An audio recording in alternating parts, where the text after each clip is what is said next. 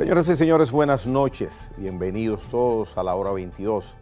Manolo Pichardo, uno de los principales dirigentes de la Fuerza del Pueblo, está con nosotros hoy día. Vamos a tratar muchos temas de su partido y de otros aspectos también que no necesariamente tienen que ver con su partido, pero sí de los cuales él domina, sobre todo en el aspecto de política internacional. Manolo, gracias por estar en la hora 22 y quisiera que mi pregunta inicial fuese la siguiente. Las noticias de las últimas semanas primordiales, sobre todo para los partidos principales de oposición, Fuerza del Pueblo y Partido de la Liberación Dominicana, es su posicionamiento en el electorado en base a encuestas que ustedes manejan. Salvo ayer, que vi una encuesta sobre todo para el distrito, ninguna de las que ustedes mencionan en los dos partidos identifican la encuestadora. Entonces crea cierta suspicacia. Ven acá, y entonces ¿en cuál de las encuestas creo? ¿En las de A o en las de B? ¿Cuál es el posicionamiento en base a las encuestas que tiene la Fuerza del Pueblo? Bueno, gracias por invitarme, Gregory, a tu programa. Fíjate, ciertamente se están haciendo encuestas, hay muchas encuestas que ha ordenado el gobierno, por un lado, que han ordenado los partidos políticos, entre los cuales está el nuestro. Y esas encuestas están revelando un posicionamiento de los partidos políticos que ya la gente está empezando a conocer. Hay, y lo he dicho ya antes, porque hace más de 2 meses que lo dije, que hay una polarización entre quien será el candidato seguro del PRM, que es el presidente Luis Abinader, y el candidato, no candidato, ¿verdad? El presidente de la Fuerza del Pueblo, el compañero Leonel Fernández, que yo creo que será el segundo candidato también, seguro candidato de la Fuerza del Pueblo. Las encuestas dan rangos, ¿verdad? Algunas encuestas revelan que el presidente tiene un 39, Luis Abinader, y que por otro lado el líder de la Fuerza del Pueblo tiene un 33. Hay otras muy fresca, esa no la ordenamos nosotros, esa la hizo un grupo empresarial, pero sí tuvimos acceso a ella, en donde hay un empate técnico, un 38% Luis Abinader y un 36% el compañero Leonel Fernández. Esa es la realidad. Los otros candidatos de otras fuerzas políticas están bastante distantes de ese posicionamiento, ¿verdad? Están entre el 14%, el 15%, lo que lo saca prácticamente de competencia, porque cada día, o sea, en cada encuesta hay un afianzamiento mayor de la polarización, y en ese afianzamiento entonces quedan fuera de juego los otros candidatos. Pero todas esas encuestas las conoce todo el mundo, las conoce el gobierno, las conocen todos los partidos políticos, tienen acceso a ellas, en fin, ya la población, los comunicadores también tienen acceso a esas encuestas, tanto a las que hacen los partidos políticos como a las que hacen los empresarios. Pero de la última que te hablé es una encuesta empresarial. Y entonces, ¿por qué no hay nombre de ninguna de ellas? Sí hay nombres, pero mira, nosotros estamos haciendo encuestas de medición para definir estrategias.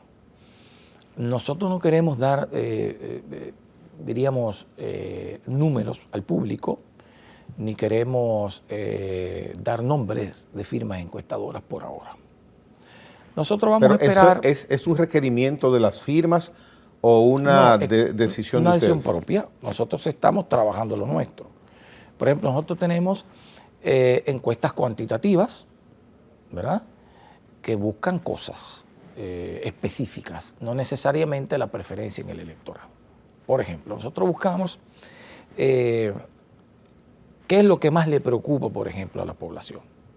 Lo que más le preocupa ahora mismo a la población es la criminalidad y la delincuencia. Lo segundo que más le preocupa a la población es el alto costo de la vida, la inflación. Y así nosotros vamos viendo todo lo que hay. ¿Con qué fin? Bueno, con el fin de elaborar el discurso, con el fin de hacer propuestas al gobierno, porque resulta que nosotros como Fuerza del Pueblo no tenemos intención de hacer una oposición irresponsable. Nosotros queremos contribuir, colaborar. Y para eso nosotros tenemos que estudiar lo que pasa, ver el comportamiento de la economía, ver todo eso que pasa con la cuestión de la seguridad ciudadana, en fin, y todo con la idea de nosotros, como te dije, elaborar un discurso y propuestas a la sociedad. Entonces, no es de interés de nosotros dar a conocer esas encuestas porque es para manejo interno. Ahora, en esas encuestas también medimos preferencias electorales. Son encuestas cuantitativas, pero también medimos preferencias electorales. Y en esas preferencias electorales nosotros hemos encontrado lo que ya el público conoce. Esa polarización de la que he hablado y de la que ya está hablando toda la población. Hace unas semanas, no sé si es una paradoja, pero el presidente de la República le hizo una invitación para visitar Google al presidente Fernández. Lo de la paradoja lo menciono porque eso le pudo convenir estratégicamente al doctor Fernández de que esa atención del presidente Abinader para con él, con Fernández, lo posicione quizás como su contendiente, que lo haya escogido. ¿Puede leerse así? Mucha gente dice eso, pero yo lo veo al revés. Explícalo. Lo que ocurre es que la gente dice, bueno, mencionó a Leonel que busca en Google y lo eligió como su contrincante. No, es que ya la población lo había elegido como su contrincante. Es que las encuestas ya le estaban diciendo a Luis que Leonel estaba creciendo tanto que en un momento lo va a desplazar. Y ante esa realidad que ellos ven todos los días, porque miden, o por toda la semana, porque miden semanalmente, ante esa realidad decidió enfrentarlo. Y decidió enfrentar él al presidente, pero otros dirigentes del partido de gobierno han decidido también enfrentar a los dirigentes de la Fuerza del Pueblo porque ven un Leonel Fernández fortaleciéndose, una Fuerza del Pueblo también fortaleciéndose y en la calle permanentemente.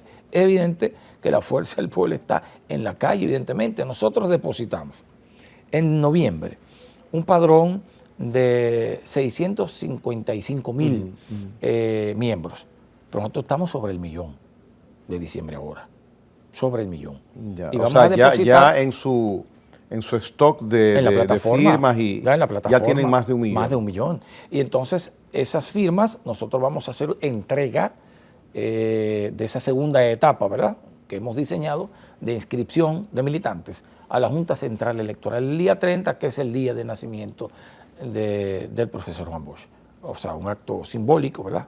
Bueno, nuestro guía, Juan Bosch, vamos a entregar en el día de su natalicio eso a la Junta Central Electoral. ¿Dónde está presente en mayor grado la presencia, la esencia de Juan Bosch? ¿En Fuerza del Pueblo o en PLD? Bueno, es que el PLD abandonó el bochismo hace mucho tiempo. El PLD abandonó las prácticas bochistas. El PLD se asentaron los grupos, dejaron de lado lo que eran, perdió su mística, lo que operaban eran los intereses grupales o individuales. Hubo siempre un dique por una oligarquía partidaria que se creía dueña de esa organización y ya nosotros vimos las prácticas de parte de ese partido, cómo fueron abandonando lo que hizo que nosotros saliéramos de esa organización política. Incluso en mi carta de renuncia a esa organización política decía que en el PLD se había vuelto práctica, ¿verdad?, las cosas que nosotros rechazábamos y por las que nos organizamos en esa formación política. Entonces, nosotros representamos el bochismo hoy día, porque estamos del lado, diríamos, de las grandes mayorías, estamos del lado de las ideas fundamentalmente, porque en esa organización política se abandonaron las ideas y una fuerza política no puede vivir sin ideas. porque las ideas son las que conforman las ideologías y las ideologías son las que sirven para nosotros, diríamos, construir un proyecto de sociedad.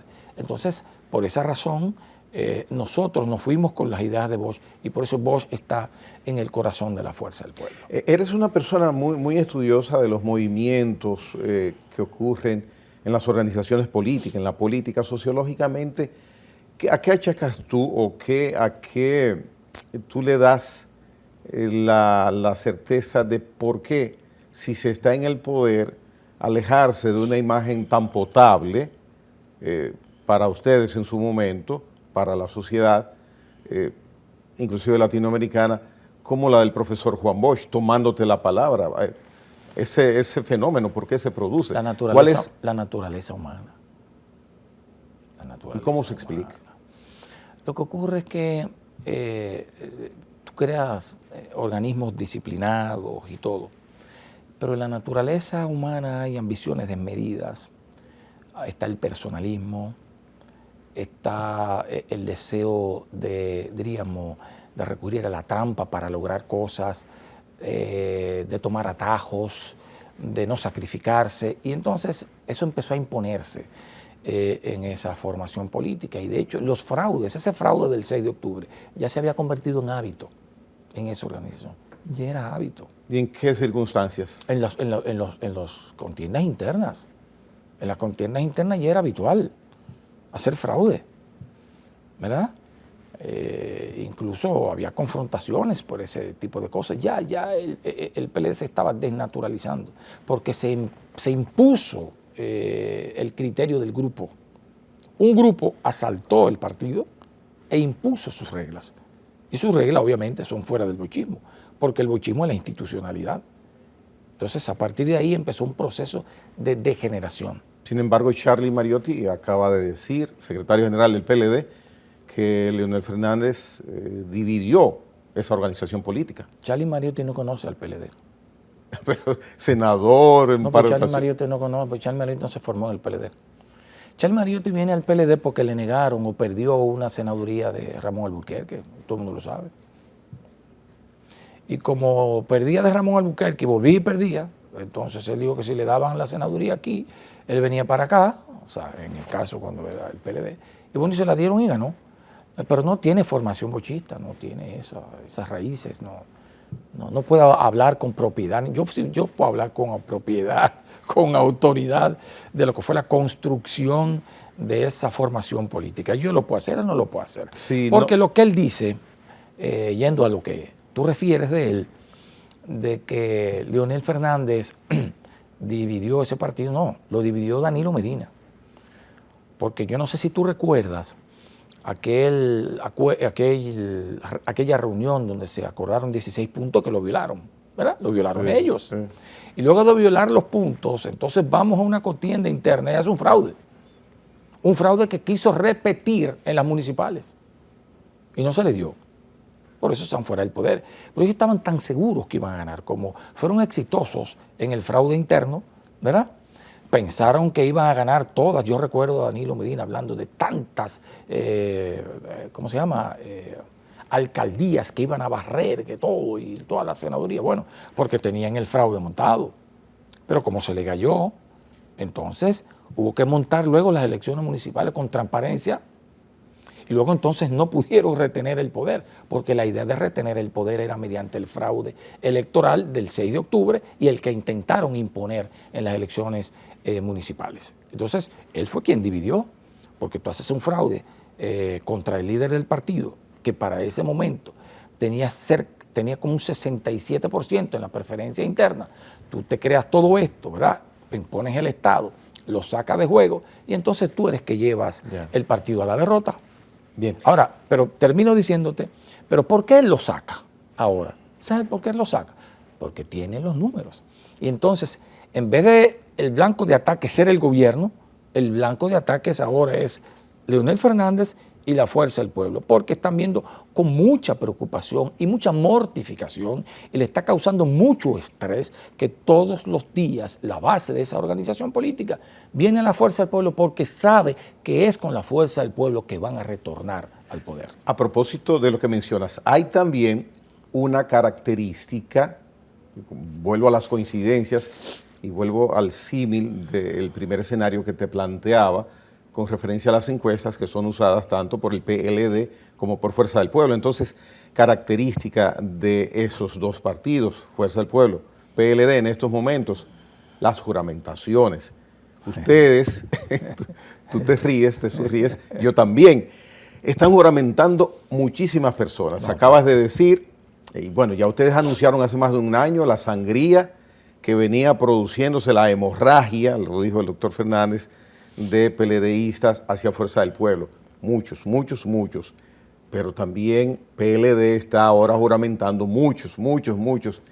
¿De dónde se nutren? ¿De dónde ustedes se nutren? Lo primero es que, mira, en político uno tiene que ser honesto. Tú sigues sonriendo. Sí, porque uno tiene que ser honesto y el PLD no puede estar engañando a la gente. El PLD dice que va a juramentar 19.000 personas y entonces hace un acto en un local que caben 2.000. Pero esas 2.000 personas no se están juramentando. Esos son los PLDistas tradicionales que ellos los trasladan en guaguas de todos los lugares, ¿verdad? En ASO hicieron un evento y dijeron que no sé cuántos fueron, si son 10.000 o qué sé yo. Bueno, pero ahí en ese local cabían 2.000 y pico personas. Pero todo el mundo sabe que trajeron gente de San Juan, que trajeron gente, que llevaron gente de Barahona, que llevaron gente de San Cristóbal. No nos engañemos. Ahora, cuando tú ves una juramentación de la Fuerza del Pueblo, pregúntale los nombres de la gente que juramentan. Nosotros podemos dar los nombres. Por ejemplo, nosotros juramentamos la semana pasada ¿a quién? A una regidora, la más votada de Santo Domingo Este, con toda su familia, con nombre y apellido. Pero anteriormente habíamos juramentado un diputado, pero anteriormente habíamos juramentado un regidor, pero lo hacemos en el país entero, gente con nombres y apellidos. Nada de hablar de números estrambólicos para causar impresión y para detener la hemorragia, porque los PLDistas no se lo creen, porque saben que es una mentira. Esa es la realidad. Bien, vamos a hacer una pausa, venimos en breve. Manolo Pichardo, en la hora 22 en esta noche, con nosotros.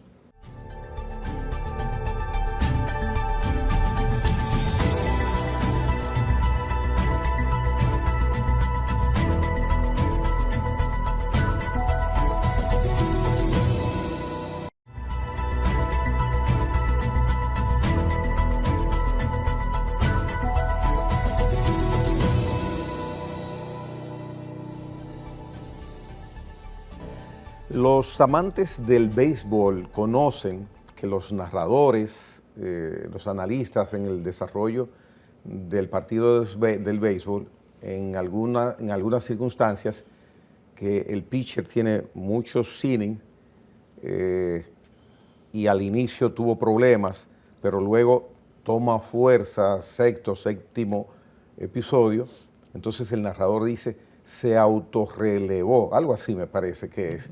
Entonces, Leonel Fernández, haciendo ese parangón con la política, se autorrelevó. Oh, pero ahora mismo está dominante, sí. solo poncha, solo poncha porque lo que nos ocurrió el 6 de octubre provocó la ruptura que sabemos. Intentamos formar un partido en el calor del proceso electoral, muy difícil, incluso en principio no sabíamos cómo íbamos a participar.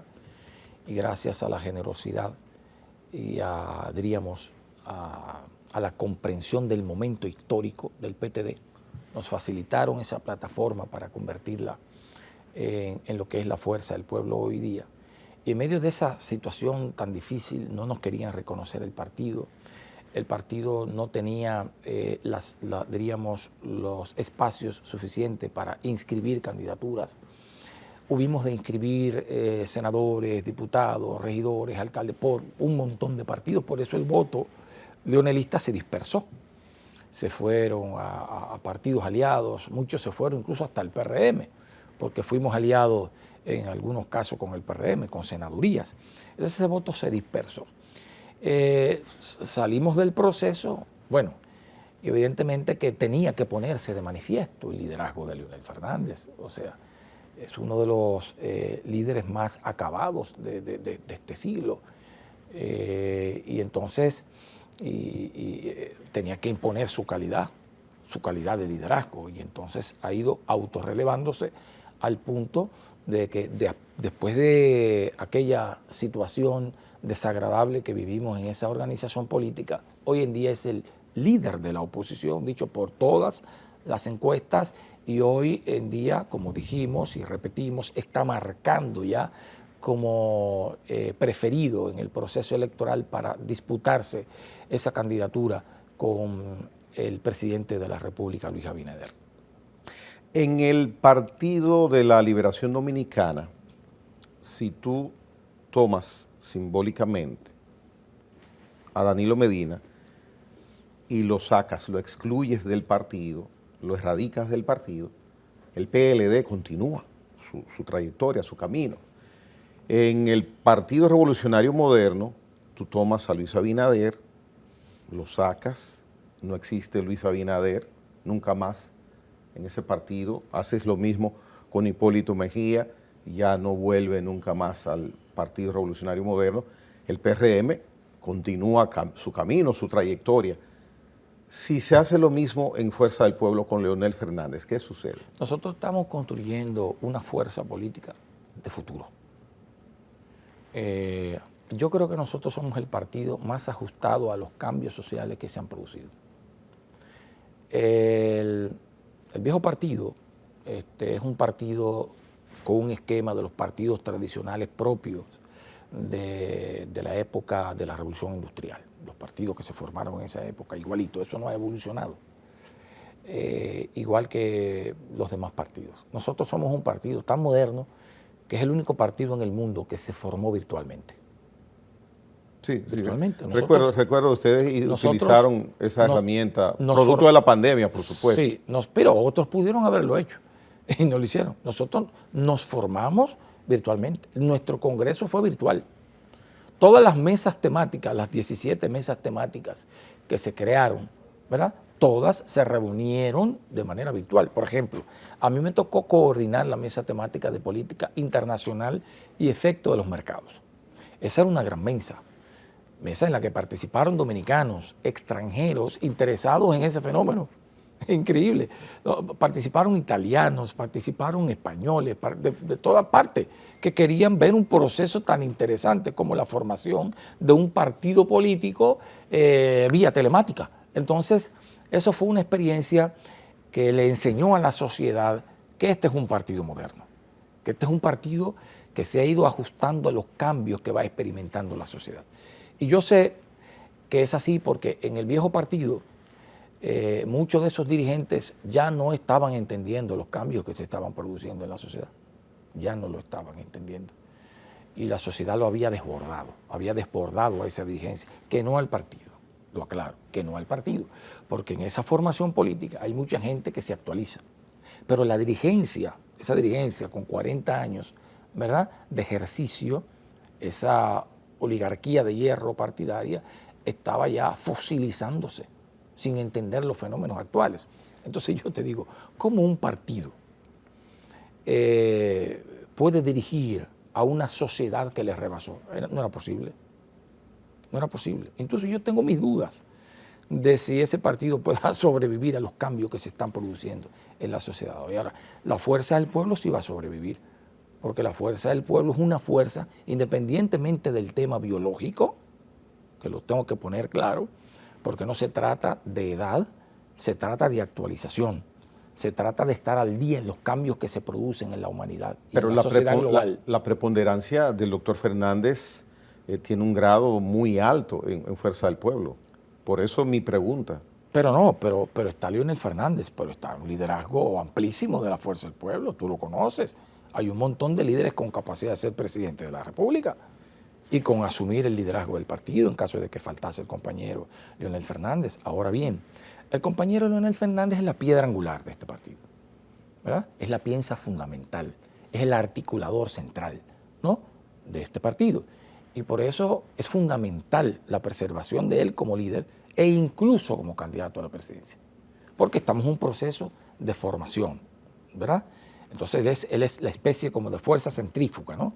Y ese es un proceso que tenemos que agotar para fortalecer esta organización que tiene como fin permanecer para las próximas generaciones.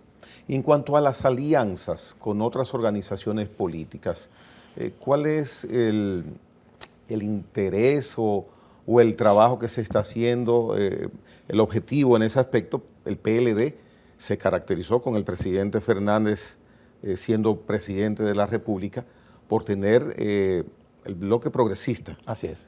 Durante muchos años, incólume esa unión, no recuerdo una organización que haya salido, quizás Max Puig en un momento, pero fue sólido, férreo, ese núcleo de adhesiones que determinaban numéricamente la repetición en el gobierno del Partido de la Liberación Dominicana. Entonces, hoy día, ¿cuál es la perspectiva en ese aspecto? Mira, nosotros estamos trabajando en un gran frente, ya lo hemos anunciado, donde habrá más de 10 partidos políticos. Mucha gente malinterpretó y entendió que aquel evento que se hizo era para que los 10 partidos políticos fueran. Allí lo que se anunció es que se estaba trabajando en ese gran frente, porque además tenemos que cumplir con la ley. Cada partido tiene que hacer su congreso interno para decidir eso. Entonces no lo han hecho. Ya lo hizo José Franco con el BIS y lo anunció. Otros partidos que no han hecho su congreso para definirlo estaban presentes ahí. Muchos de los partidos que estarán en el frente tenían delegaciones presentes. Entonces vamos a esperar que cada uno agote el proceso que exige la ley para entonces presentar el gran bloque. Leonel es un gran articulador. Yo creo que es el más grande articulador de fuerzas políticas que hay. Y entonces yo creo que en los próximos meses nosotros estaremos hablando de un gran frente opositor. Hay unas declaraciones recientes emitidas por el doctor Leonel Fernández respecto al gobierno del PRM. Los califica de que, o los acusa, no sé cómo calificarlo yo, si una acusación o un señalamiento, de que no saben gobernar. Entonces, no habrá que bajarle algo a eso, como dice el argot popular ahora. Habrá que bajarle algo a esa declaración. Es que no saben. No es que no saben. Ya. Todo eso es una improvisación. No tienen claro lo que van a hacer. Tú tienes al presidente dando vueltas por todos lados, con una pala, haciendo cosas. No se sienta en el palacio a pensar qué es lo que va a hacer. Han anunciado un montón de cosas que no se cumplen. Yo no sé si aquí en este programa te dije que una vez el presidente iba para, yo creo que era para Nagua, me contaron unos dirigentes, iba para Nagua y no quería que fuera, porque había ido 2 veces anteriormente y había prometido una obra 2 veces, entonces uno puede venir a prometerle una 3.ª vez. Entonces anda en eso y ofreciendo cosas que no construyen y que no hace, ¿verdad? Anda improvisando y todo quieren atribuírselo a la crisis externa, a la crisis global, pero no es verdad. Porque, por ejemplo, nosotros somos el país con la mayor inflación de toda la región. ¿Y por qué si hay un componente externo en el tema inflacionario, la nuestra es la inflación más alta? Hay países que tienen un crecimiento parecido al nuestro, que tienen el tamaño de la economía parecido a nuestra, y la inflación es de 2 puntos o de 3 puntos. La de nosotros es de 9 ya. Va a llegar a 2 dígitos. Está al llegar a 2 dígitos y en otra es de 3 y de 4. Entonces, si hay un componente externo, hay un componente interno. ¿Y el componente interno cuál es? O bueno, que no saben gestionar el Estado, que no saben administrar la crisis. Porque yo he dicho lo siguiente siempre. Leonel le tocó gobernar en crisis 2 veces, los 2 periodos. En el primer periodo gobernó en crisis. 2 crisis que se produjeron, una en Rusia, no sé si la recuerda, y la crisis del tequila en México. Bueno, las consecuencias se sufrieron, los efectos no se sintieron en la República Dominicana, porque llevamos la economía de la República de 18.000 millones de dólares a 24.000.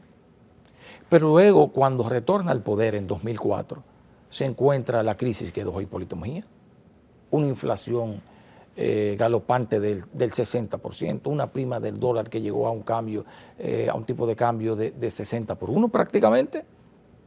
No bien llegó el presidente Leonel Fernández y controló la inflación. El tipo de cambio que estaba a 60 por 1 llegó a 32 por 1. Inmediatamente la inflación cesó y el país empezó a crecer y tuvimos un promedio de crecimiento de más de 7%, ¿verdad? Entonces, no es un tema de crisis, es saber convertir la crisis en oportunidades, es saber gestionarla, ¿verdad? Y eso lo hizo Leonel en 2 ocasiones. Superó la crisis dejada por Hipólito y superó una de las más grandes crisis de la historia de la humanidad, la de 2008. Sin embargo, hay un presidente que es Luis Abinader, que se nota que trabaja mucho. De hecho, particularmente he dicho que ese ritmo de trabajo no es el más idóneo, no es idóneo, porque un organismo humano necesita ciertos descansos y el presidente mismo me indica que hasta las 2 de la mañana, día por día, está laborando. Tiene una intención con respecto a combatir lo que es corrupción que puede calificarse de positiva. Entonces, con tanto trabajo, ¿por qué entonces no da resultado, de acuerdo a lo que tú mencionas, que no saben gobernar? Mira, yo esta mañana estaba viendo una caricatura. Me encontré con una caricatura en Twitter, muy interesante. Era Flash, ¿conoces a Flash? Rapidísimo, ¿verdad? Que corre más rápido que la velocidad de la luz. Flash llegó a una biblioteca rapidísimo y leyó todos los libros de la biblioteca, miles y miles de libros, y se convirtió en un sabio. Y cuando salió de la biblioteca, salió caminando lentamente. ¿Cuál es el mensaje? Tienes que sentarte a pensar. No puedes estar corriendo. Un estadista tiene que sentarse a pensar en su despacho, a planificar los trabajos. Tú no puedes estar corriendo el mundo, dando un brochazo aquí, dando un palazo aquí. Ese no es tu trabajo. Para eso están los ministerios, que tú con ellos tienes que coordinar sobre la base de un plan elaborado. Tú tienes un programa de gobierno. Bueno, se alteró el programa de gobierno porque hay una crisis externa. Bueno, entonces vamos a repensarlo. Pero tú tienes que sentarte. Para gobernar hay que sentarse, hay que reflexionar, hay que leer. Porque tú tienes que leer los informes internacionales, tú tienes que ver cómo va la economía, qué va a pasar en el futuro, si los commodities van a seguir su ascenso, su escalada alcista, qué está pasando con la guerra de Ucrania, si van a seguir obstruidas las vías para que salga el trigo o la soya, o qué va a pasar con las sanciones en Rusia, que está encareciendo el petróleo y sus derivados y el gas. Tú tienes que estar viendo lo que está pasando en el mundo para tú saber qué decisiones vas a tomar. Pero tú corriendo como Flash no vas a poder gobernar un país. Tienes que meterte en la biblioteca, tragarte los libros, para entonces ir lentamente a pensar lo que vas a hacer. Eso es lo que yo creo. ¿Recomendarías que el presidente utilice más su oficina? Tiene que sentarse a planificar, tiene que leer. ¿Qué tiempo tiene para leer si anda todo el tiempo en la calle? Por eso yo lo veo de que se levanta en la calle. Oye, ¿en qué espacio él lee, en qué estudia? Cuando sus asesores le dicen cómo van las cosas. Que no tiene un grupo de asesores que le diga, bueno, tenemos que sentarnos, tenemos que ver cómo va a caminar el precio, por ejemplo, del aceite, por ejemplo, que ya se ha disparado casi en un 100% el precio del galón de aceite. Y vamos a ver cómo está la producción nacional. Los productores están al grito en la República Dominicana, porque ahora se inventaron una tasa cero para productos que se producen en la República Dominicana. Y entonces se están llevando a la quiebra a los productores nacionales. Pero con ello están además generando desempleo. Hace unos días, los productores de papa de Constanza, vi esa información, vinieron al Ministerio de Agricultura a decir que la papa y el ajo se estaban perdiendo porque no tenían mercado, porque están trayéndolo de fuera todo. Entonces le dice el viceministro de Agricultura, óigase bien por dónde va este gobierno. El viceministro de Agricultura le dice a ellos, lo que pasa es que aquí hay que dejar de sembrar. Y hay que hacer lo que hace Japón, fabricar carros, fabricar lavadoras, fabricar neveras. Yo lo escuché. Va a pasar como Stalin, que yo lo escuché. Envió a que si se lleva uno de él, entonces que se dedicaran todo a la industria del acero y empezó la hambruna. Entonces, yo te digo lo siguiente, bueno, pero él es viceministro de Agricultura. Entonces, así andan las cosas. Si la cabeza anda así, bueno, todo el cuerpo anda así también. Entonces, es un desorden lo que hay en la República Dominicana. Pero eso está en el ADN de esos grupos. ¿Cómo así? En su ADN. En su ADN, 1978. Cambio democrático, pero desastre económico. 1984, ¿verdad? Quizás sostenimiento del sistema, de los cambios democráticos que se vivieron, pero desastre económico, pobladas, Pero era estampida de capitales. Partido Revolucionario Dominicano. ¿Y quiénes son los actores? ¿Cuáles son? ¿Cuáles son los actores? ¿Cuáles son? El gobernador del Banco Central, el de Agricultura. ¿Quiénes son los actores? ¿Cuáles son? Son los mismos. Y cuando tú te pones a evaluar, ellos hablan, no hicieron nada en 20 años. Ellos van a tener 20 años en el gobierno. Van a tener 20 años con este periodo. Ya. Evaluemos los 20 años que ha tenido el gobierno. Desastre total, calamidad total, crisis económica, estampida de capital en todos sus gobiernos. Pobreza, profundización de la pobreza, inestabilidad económica. El dólar estaba a la par cuando llegó don Antonio Guzmán a la República Dominicana. $1, $1. ¿Cuándo empezó a deslizarse la moneda? A partir de ese gobierno. Y después, bueno, eso no lo ha parado nadie.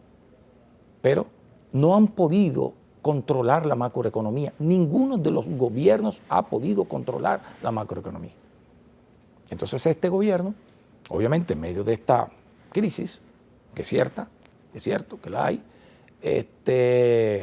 con su incapacidad agudiza, profundiza la crisis económica en la República Dominicana. La decisión tomada por República Dominicana en la recién finalizada Cumbre de las Américas, Estados Unidos, California, de no firmar la declaración oficial de la cumbre, ¿cómo la evalúa? Sobre todo por el aspecto que tiene que ver con la migración ordenada. Bueno, mira, en principio yo creo que está bien, pero yo tengo una apreciación del gobierno. El gobierno es muy mediático con relación al tema migratorio. O sea, hace anuncios, yo voy a cerrar la frontera, yo voy a esto, yo voy a parar la caravana de parturientas que viene, pero es mentira. Están ahí las parturientas todavía. Las fronteras están ahí, porosas y abiertas, como todo el tiempo. Tú ves los haitianos construyendo el muro, son haitianos que están construyendo el muro. Los haitianos están construyendo el famoso muro, pero la gente sigue entrando. Entonces, tú a veces no entiendes la contradicción entre el discurso y la práctica. Yo veo todos los días, y lo ves tú y lo ves todos los dominicanos, en los semáforos de la capital, niños pidiendo. Es una industria de la mendicidad donde hay tráfico de niños. Nunca esa situación ha podido controlarse. Donde se dice que esos niños son alquilados. Sí, alquilados. Sí. Se ha comprobado. Entonces, eso es una mafia y eso es tráfico de personas. Pero no pasa nada.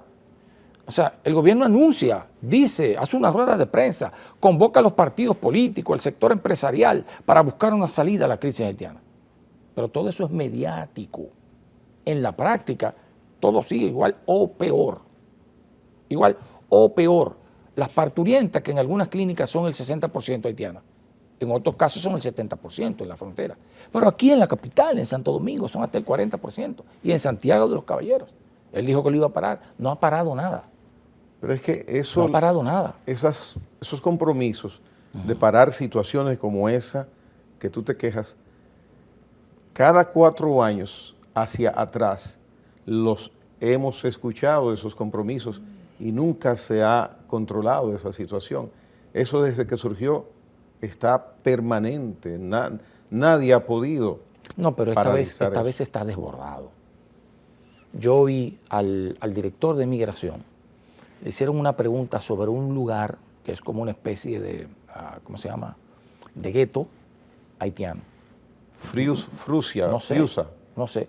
Y él dice que ahí no pueden entrar ni los policías, ni los militares. Es un lugar que se llama Friusa. O sea, eso es un territorio dominicano liberado por los haitianos. Es territorio haitiano aquí. O sea, las autoridades perdieron el control territorial. Pero, ¿y cómo se le ocurre decir al director de migración semejante cosa? Entonces, es lo que yo digo. O sea, hay una contradicción entre los pronunciamientos de carácter mediático respecto a la migración y lo que se hace en realidad. Bien, Manolo, con tu anuencia vamos a hacer una pausa comercial para venir a la parte final de la hora 22 con Manolo Pichardo para tocar un tema de muchísimo interés. Volvemos en breve.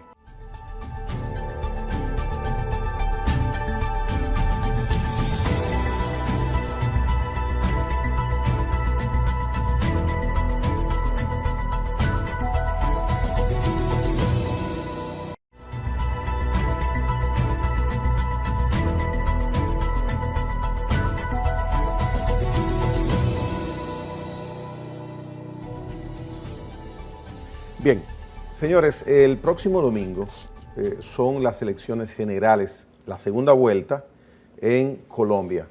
Tenemos dos candidatos muy peculiares, ambos muy peculiares, en los que Colombia va a tener que, o va a determinar cuál de los dos será su presidente. Manolo Pichardo, que es un experto en asuntos internacionales, de hecho en Fuerza del Pueblo esa área está a cargo de él orgánicamente, de asuntos internacionales. Me gustaría conocer sobre todo la peculiaridad y cómo llega a Colombia a tener dos personas que son fuera de lo que tradicionalmente se viene conociendo cada proceso electoral en ese país. Mira, yo diría que no los dos, uno, porque Petro es una persona, bueno, sí, yo no diría que del establishment, pero es de la nomenclatura partidaria y por lo tanto no es un extraño. Fue alcalde. Dije ambos, en el caso de Petro, y hago un paréntesis, por su característica de exguerrillero. No, exguerrillero. Sí, pero es un hombre ya de la sociedad, sí, sí. Fue alcalde, es bastante conocido, su pensamiento se conoce bastante bien y se conoce una gestión de gobierno, la de gobierno municipal. El elemento extraño aquí no es Petro, del que todo el mundo sabe y sabe lo que quiere para su país, ¿no? Porque tiene una propuesta vieja, ¿no? De su proyecto de sociedad. Es el otro. Rodolfo, ¿no? Que no aparecía en las encuestas y en prácticamente un mes se interpuso en medio de Petro y de Fico Rodríguez y desplazó a Fico, porque para todo el mundo habría una segunda vuelta entre Petro y Fico. En 2 semanas el hombre de TikTok, porque eso es un elemento nuevo que aparece en la política, en las redes sociales, apareció con mensajes cortos de TikTok y empezó a conectar con la gente, diciendo nada con sustancia, porque ahora el mundo es el mundo del espectáculo y el mundo de la banalidad y de todo, cosas sin sustancia, empezó a decir y caló. Y se colocó en segundo lugar, y para sorpresa nuestra nosotros estuvimos como observadores electorales, sabíamos por las encuestas que iba ciertamente a desplazarlo, pero no sabíamos que era en esa magnitud. Nosotros cuando veíamos que se estaban apilando las boletas y que veíamos esa cosa tan gruesa frente a Fico, digo, pero no es posible. Y íbamos a la otra mesa, entonces bueno, es un comportamiento nacional. Entonces, es un evento que se da con esta sorpresa, un candidato definido como de izquierda que ha dado un giro hacia el centro, ¿verdad? Para disipar un poco los temores del empresariado o los más conservadores, se ha reunido con ellos y ha planteado algo muy interesante que yo siempre he dicho. Y él dice que en la medida en que se combata la pobreza, en la medida en que la clase media crezca, en esa misma medida ellos tendrían clientes, porque tendrán más consumidores. Es una lógica que él le vende al empresariado colombiano. El otro, por su parte, ha dicho que él primero admira a Hitler, después salió a desmentirlo, pero dice que los hombres que él más admira, pues está en un video, son Hitler y Uribe. Bueno, pero también dice que el papel de la mujer es en la cocina y en la casa cuidando a los muchachos, que ese rol de la mujer, ahora que está de moda eso, le corresponde al hombre. Pero también ha dicho que no sabe, perdóname en ese término, no sé un carajo de reforma fiscal, ha dicho. No sé nada de política exterior, no sé, imagínate. O sea, y a pesar de decir todo eso, la gente le vota y desplaza al otro, que era un tipo más centrado, Fico, un tipo con ideas bastante claras de lo que quería hacer, frente a un individuo que no sabe ni lo que quiere y le preguntan incluso las capitales de algunas provincias de su país y no las conoce. Entonces, frente a eso está la población que pudiera ser una tragedia elegir a una persona como esa frente a dos individuos, porque Fico también tenía experiencia de Estado, fue gobernador y me parece que tuvo una muy buena gobernación, es un hombre de derecha, y por el otro lado Petro, un hombre de izquierda, y los dos han sido individuos que tuvieron éxito en sus administraciones. Pero lo otro es un fenómeno extraño que pudiera ganar las elecciones. O sea, él luego de esa primera vuelta ha ido en crecimiento ahora. No. Petro ganó la primera vuelta, de manera cómoda, ¿no? Ganó bien. Pero inmediatamente, al darse a conocer la información de que fue descalificado Fico, en su primera intervención anunció el respaldo de Uribe. El respaldo a Hernández. A Hernández. Y otros partidos, como el Partido Verde. Que es el uribismo. ¿Cuál? Fico es uribismo. Patrocinado claro, por Uribe. Es Uribe. Entonces, el uribismo y fuerzas que no estaban tan cercanas al uribismo como el Partido Liberal, que ya es un partido testimonial, es muy pequeño, decidieron apoyar también a Hernández. Entonces, como si todas las fuerzas decidieran apoyarlo a él y todas las alianzas que pudo haber hecho Petro, la hizo en la primera vuelta. Ahora, ¿qué ha ocurrido con Petro? Petro ha ido sacando personalidades que hicieron disidencia con esas fuerzas que empezaron a apoyar a Hernández. Esas personalidades, individuos, empezaron a apoyarlo a él, y eso ha hecho, vi esta mañana algunas encuestas que lo ponen en situación ya pareja. Incluso hay una encuesta que leí, no recuerdo el nombre, pero es de prestigio allá, que pone a Petro un punto porcentual por encima. Entonces, parece que estamos frente a un empate técnico, porque en algunos casos está Hernández con 1 o 2 puntos porcentuales, y en el caso que vi, pone a Petro con un punto porcentual por encima. Pero en principio, la primera semana, Hernández subió mucho, tenía 7 puntos por encima de Petro. Ya las cosas están un poco parejas. Hay que ver qué pasa en estos 3 o 4 días antes del proceso electoral, pero la cuestión es muy confusa y habría que ver lo que finalmente ocurre en Colombia, que sí rompió con el uribismo. Evidentemente. Sí dio un no al uribismo. Evidentemente. Sobre Petro, sobre Gustavo Petro, me gustaría conocer tu opinión per se. ¿Qué esperaría Colombia de un gobierno presidido por Gustavo Petro? Bueno, yo pienso que Petro tiene un proyecto de sociedad bastante bueno, de distribución más justa de las riquezas. Piensa revisar el sistema, por ejemplo, de salud, porque él entiende que es un sistema de salud que lo que pretende es que lo que está pendiente solo de ganar y brindar menos servicios.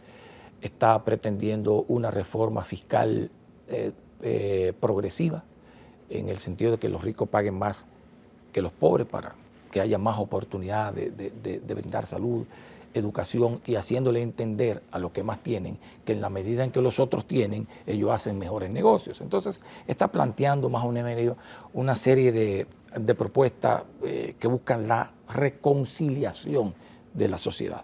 Lo otro no sabemos lo que vendría, porque él ni siquiera sabe hacia dónde va, confesado por él. Entonces, vamos a ver qué ocurre. Lo que sí está claro es que el pueblo de Colombia decidió romper de manera definitiva con el uribismo.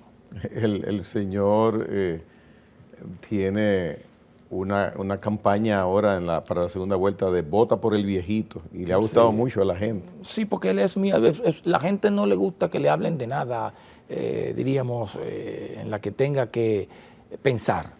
O sea, a la gente no le gusta pensar, la gente toma lo que haya, trabaja mucho la emoción y esas cosas en las redes sociales, y eso ha funcionado. Y él ha hecho un uso bastante inteligente de las redes sociales. Bueno, Manolo, gracias por esa parte última en el plano internacional que nos has ofrecido, y por supuesto todas las referencias que nos diste sobre tu partido Fuerza del Pueblo durante todo el programa. Muchas gracias a ti por la invitación. Bien, señores, hasta la próxima en la hora 22.